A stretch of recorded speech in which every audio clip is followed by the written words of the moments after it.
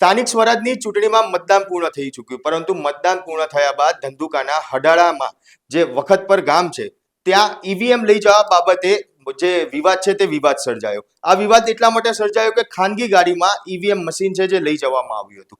આખો વિવાદ શું છે, કઈ રીતે વિવાદ સર્જાયો, તેના માટે અમારા સિનિયર પત્રકાર નરેન્દ્રસિંહ જાદવ આપણી સાથે જોડાયા છે. તેમની જોડે વાત કરીએ કે આખો વિવાદ શું છે, કઈ રીતે શું આખી ઘટના બની હતી. નરેન્દ્રસિંહ, વખતપર ગામમાં એક વિવાદ સર્જાયો છે કે ખાનગી ગાડીમાં ઈવીએમ મશીન લઈ જવા હતું. ગંભીર આરોપ મુકાયો છે કે ચોરી કરવામાં આવી છે ઈવીએમ મશીનની. આખી ઘટના શું છે? ઘટના આપણે એ પણ પહેલા વાત કરું બતાવીએ કે આ જે કાર છે એ કારમાં પ્રાઇવેટ કાર છે, સ્વિફ્ટ કાર, અને આ કારમાં 4 જેટલા ઈવીએમ મશીન લઈ જવાતા હતા. તેને કોંગ્રેસના જે ઉમેદવાર છે તેના એજન્ટ દ્વારા પકડવામાં આવ્યા. હવે મૂળ મુદ્દો એ છે કે આ જે ચૂંટણી હતી અમદાવાદ જિલ્લા પંચાયતની હડાળા બેઠક માટેની, અને ત્યાં વખત પર જે ગામ છે ત્યાં મતદાન પૂરું થયા બાદ પ્રિસાઇડિંગ ઓફિસરો આવી રીતે ખાનગી કારમાં આ જે ઈવીએમ મશીન લઈ જતા હતા તેને પકડવામાં આવ્યા. અને આ સમગ્ર બાબતે બહુ મોટો હોબાળો મચી ગયો હતો કે આખરે આ પ્રિસાઇડિંગ ઓફિસર ખુદ પ્રાઇવેટ કારમાં કેમ આ ઈવીએમ મશીન લઈ જાય છે. હકીકતમાં મતદાન પૂરું થાય ત્યારબાદ તેને જે ઈવીએમ હોય તેને સીલ કરવામાં આવતા હોય છે. સીલ કર્યા બાદ તેને સરકારી વાહનમાં તેને જે પોલીસ પ્રોટેક્શન સાથે રૂમ સુધી પહોંચાડવાના હોય છે. હવે આ જે સમગ્ર ઘટના બની છે તેમાં વાત એવી સામે આવી છે કે આ જે ખાનગી કારમાં આ જે 2 અધિકારીઓ છે અને જેને પકડ્યા છે ત્યાં એજન્ટ છે, અને તે કહી રહ્યા છે કે તમે આ ખાનગી કારમાં કેમ લઈ જઈ રહ્યા છો. ત્યારે તે કહે છે કે અમને ગાડી નહોતી એટલે હું અન્ય ગાડી સુધી તેને પહોંચાડતો હતો, અને કે આમાં તમે વધારે કંઈ કરશો તો અમને પ્રોબ્લેમ થશે. એટલે કે રીતસર કરગરતા આજીજી કરતા હોય તેવું આમાં તેઓ કહી રહ્યા છે. આપણે એ પણ બતાવીએ કે આ જે અધિકારીઓ છે જે કઈ રીતે તે આજીજી કરી રહ્યા છે તે પણ પહેલા આપણે દર્શકોને બતાવીએ. ગાડી જવાનો સવાલ નથી, તમે લઈને નીકળી ગયા, મારે શું જવાબ દેવાનો? ક્યાં બૂથ ઉપરથી પેટી ક્યાં ગઈ? હવે પણ આ જોનલ સાહેબ છે, સાહેબ જોનલ સાહેબની વાત તમે છોડો. સાંભળો, 10 મિનિટ થઈ હતી અને અમે હાઈવે સુધી ગયા હતા. અમે હાઈવે તમને ઉપરી સાહેબે કીધું ને તો તમે લઈને જઈ શકો છો. તમે એવું કહો છો ને લઈને જઈ શકો છો. સરળતા માટે ગયા હતા, બીજું કોઈ કારણ નતું કે ભાઈ અહીંયાથી સીધી બસ આવે ને તો એમને અંદર આવવું ના પડે. આ અમારી સરળ લઈ ના જવાય. સ્વીકાર્યું પછી આ ચૂંટણી છે. ના ના ચોક્કસ, બસ અમને સમજાણી ભૂલ. હાલો મારે અત્યારે 4 ગામ મને હોપીને મારે શું જવાબ દેવાનો? વાત સાચી તમારી. બસ સવારમાં બસ આવી મૂકવા, તમારે એવું કેવું તમે હાઈવે લેવા આવી છે. હાલો અમે બસમાં જઈએ.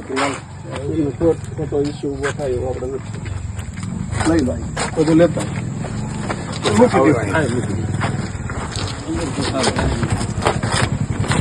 અમારે જવું છે. અમારે એક એજન્ટ ને 2 વર્ષ સાથે એજન્ટ ને કીધું કઈ ગયા પણ આપણે બેસાડાય, આપણે ફોલ્ટમાં ના આવી. ના ના સાચી વાત સાહેબ બરોબર, તમે હું ફોલ્ટમાં ના આવી.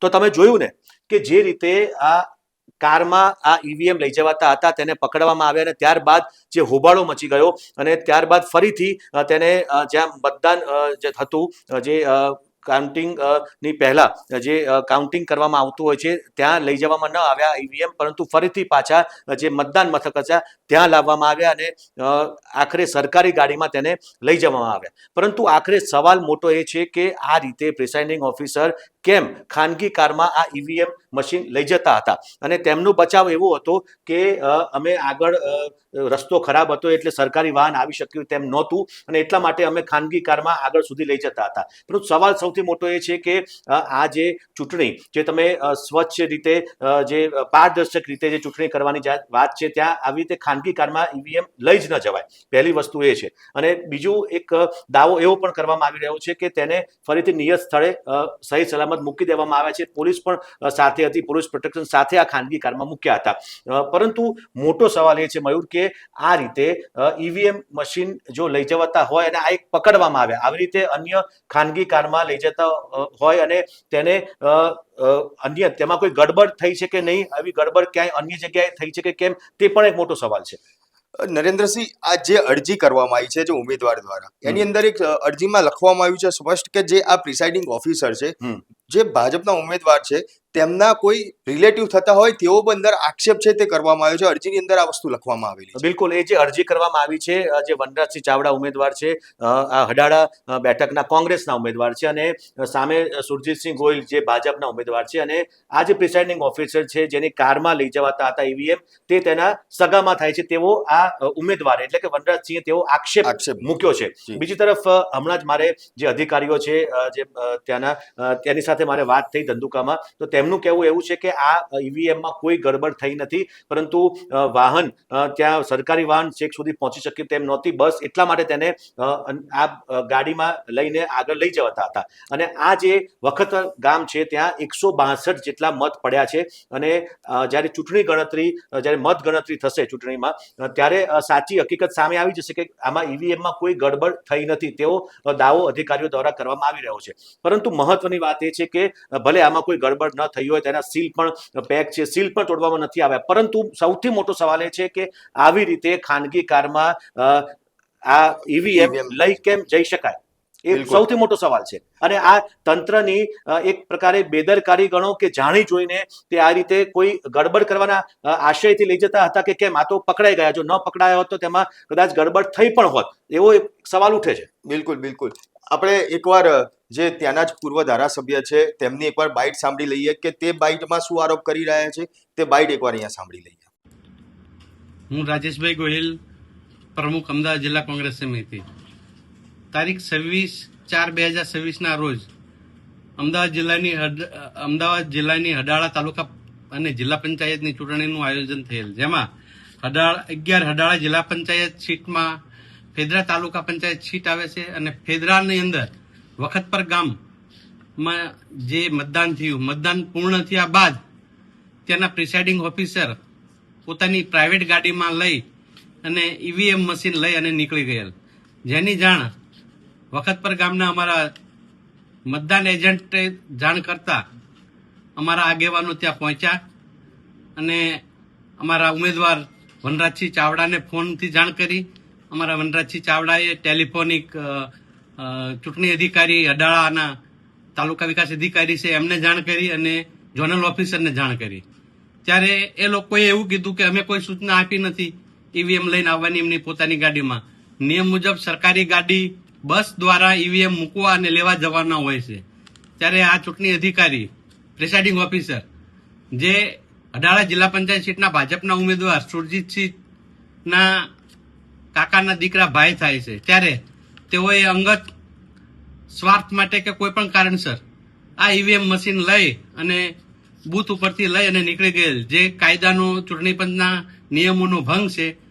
અને અમારા ઉમેદવાર વનરાજસિંહ ચાવડાએ લેખિતમાં રજૂઆત કરી છે, તેમ છતાં ચૂંટણી અધિકારી 11 હડાળાના આજ દિન સુધી લેખિતમાં કે મૌખિક કોઈ ખુલાસો કર્યો નથી, અને માત્ર ભાજપ તરફી કામગીરી કરતા હોય એવું અમારે સ્પષ્ટ જણાય છે. તો આ હતા રાજેશ ગોહિલ કે જેઓ ધંધુકાના અમદાવાદ જિલ્લાના કોંગ્રેસના પ્રમુખ છે અને ધંધુકાના પૂર્વ ધારાસભ્ય છે. તેમનો આક્ષેપ છે કે ભાજપના ઉમેદવાર એ મળીને એક આ પ્રકારે ઈવીએમમાં કોઈ ગડબડ કરવાનું કાવતરું રચ્યું હોઈ શકે છે તેવો તેમનો આક્ષેપ છે. તો બીજી તરફ અમદાવાદ જિલ્લા જે એસપી છે તેમનું કહેવું એવું છે કે કોઈ પણ ઈવીએમ ચોરાયા નથી. એક પ્રકારે આ માત્ર અફવા છે કે ઈવીએમની ચોરી થઈ છે, ઈવીએમ સહી સલામત છે. ચલો, સાચી વાત છે એમની કે ઈવીએમ સહી સલામત છે અને સીલ પેક છે, તેનું સીલ પણ તોડેલું નથી. પરંતુ ઈવીએમ જે રીતે લઈ જવામાં આવતા હતા તેની કામગીરી સામે એક મોટો સવાલ ઉઠી રહ્યો છે. આ તો એક ધંધુકામાં આ રીતે પકડાયું, અન્ય જગ્યાએ પણ જો આવું થયું છે કે કેમ તેનું કોની પાસે કદાચ જવાબ નથી. કદાચ થયું પણ હોઈ શકે, તે પકડાયું નથી. મયુર, એક સવાલ એ થાય છે નરેન્દ્રસિંહ કે જો કાઉન્ટિંગ થયું અને એમાં મતગણતરીમાં ક્યાંય કોઈ પ્રોબ્લેમ આવ્યો તો શું ચૂંટણી ફરી એ જગ્યા ઉપર કરવામાં આવશે? બેશક બની શકે, કારણ કે જે રીતે આરોપ મૂકવામાં આવ્યો અને ઉમેદવાર દ્વારા જે વાંધો ઉઠાવવામાં આવ્યો કે ઈવીએમને આવી રીતે લઈ જવામાં આવી રહ્યા છે ખાનગી કારમાં, 162 મત આ વખતમાં પડ્યા છે. હવે આ 162 મતમાંથી જો પ્લસ માઇનસ થાય તેમાં તો કદાચ આમાં ગડબડી હોવાની આશંકા ઊભી થઈ શકે છે, અને તેના કારણે આ વખતપર ગામનું જે મતદાન છે તે ફરીથી કરવાની નોબત પણ આવી શકે છે. પરંતુ જ્યારે મત ગણતરી થવાની છે મંગળવારે, ત્યારે સાચી હકીકત ખ્યાલ આવશે કે આ ઈવીએમમાં કોઈ ગડબડી કરવામાં આવી છે કે નહીં. એટલે કે દૂધનું દૂધ પાણીનું પાણી થઈ જશે. બિલકુલ. પણ જો મત ગણતરી ફરી કરવાની આવે તો આખી એની પ્રોસેસ કઈ રીતની હોય છે?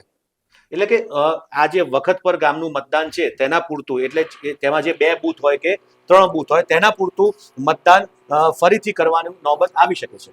બિલકુલ, એટલે કે કહી શકાય કે હવે દૂધનું દૂધ ને પાણીનું પાણી તો મંગળવારે જ્યારે આ મતપેટી ખુલશે ત્યારે જ થશે, કે જે પ્રમાણે પ્રિસાઇડિંગ ઓફિસર ઉપર જે આરોપ મૂકવામાં આવ્યા છે તે આરોપ ખરેખર સાચા છે કે ખોટા, મતદાનમાં જે મતપેટી છે તેની અંદર કોઈ છેડખાની કરવામાં આવી છે કે કેમ, તે તો હવે મંગળવારે જ્યારે મતગણતરી થશે ત્યારે જ ખ્યાલ આવશે. ત્યારે આ મુદ્દાને લઈને તમારું શું માનવું છે તે કોમેન્ટ બોક્સમાં જરૂરથી જણાવજો. સાથે જ અમારા આ વિડીયોને લાઇક, શેર અને ચેનલને સબસ્ક્રાઇબ કરવાનું ભૂલશો નહીં. આપના પોતાના પ્લેટફોર્મ લલકારને લાઈક કરો, ફોલો કરો, સબસ્ક્રાઇબ કરો અને શેર કરો.